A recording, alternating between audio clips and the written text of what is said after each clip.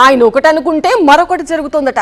MLC పదవికి రాజీనామా చేసి జనసేన ఇన్ఛార్జిగా చక్రం తిప్పుదామనుకుంటే కుదరట్లేదట. ఓ పక్క ఆయన రాజీనామా ఆమోదం పొందట్లేదట. మరోవైపు జనసేనలో ఎప్పటి నుంచో జెండా మోసిన కార్యకర్తలు ఇప్పుడు నాయకులుగా ఎదిగారట. జనసేనలో ఆయనకు వాళ్లు అడ్డు తగులుతున్నారని టాక్.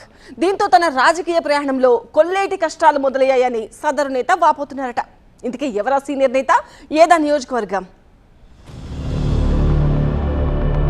ఆంధ్రప్రదేశ్ రాజకీయాల్లో ఏలూరు జిల్లాలోని కైకలూరు నియోజకవర్గానికి విలక్షణ గుర్తింపు ఉంది. 2024 ఎన్నికల్లో కూటమి పొత్తులో భాగంగా ఈ స్థానం బీజేపీకి దక్కడంతో ఆ పార్టీ నుంచి కామినేని శ్రీనివాస్ ఎమ్మెల్యేగా గెలిచారు. కామినేని తన విలక్షణ రాజకీయంతో అటు జనసేన ఇటు టీడీపీ శ్రేణుల్ని సమన్వయం చేసుకుంటూ ముందుకు సాగుతున్నారు. 2029 ఎన్నికల్లో తను మరోసారి పోటీ చేయబోవట్లేదని కామినేని శ్రీనివాస్ ప్రకటించారు. దీంతో రాబోయే ఎన్నికల్లో కైకలూరు స్థానం నుంచి పోటీ చేసేందుకు బీజేపీ, జనసేన, టీడీపీ నుంచి ఆశావహులు క్యూ కడుతున్నారట. 3 పార్టీల నుంచి చాలా మంది నేతలు కైకలూరు సీటుపై కర్చీఫ్ వేసుకుని కూర్చున్నారట.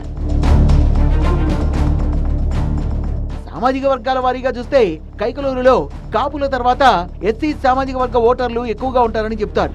కొల్లేరు ప్రాంతంలో ఎక్కువగా ఉన్న బీసీల్లో అత్యధిక శాతం టీడీపీ వైపు మొగ్గు చూపిస్తారని రాజకీయ వర్గాల్లో టాక్.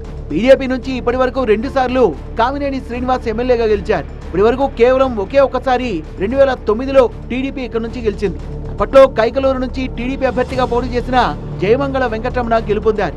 ఆయనపై ప్రజారాజ్యం తరపున పోటీ చేసిన కామినేని 1000 లోపు ఓట్ల తేడాతో ఓడిపోయారు.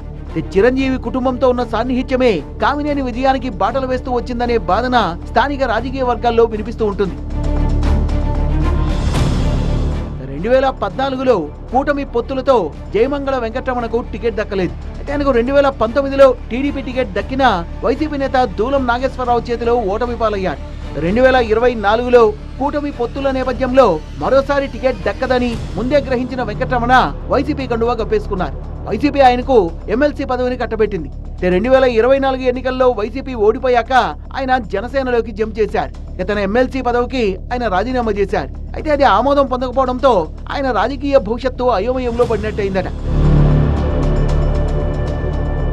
కైకలూరులో పొలిటికల్ వ్యాక్యూమ్ రావడంతో కొత్త నేతలు పుట్టుకొచ్చారట.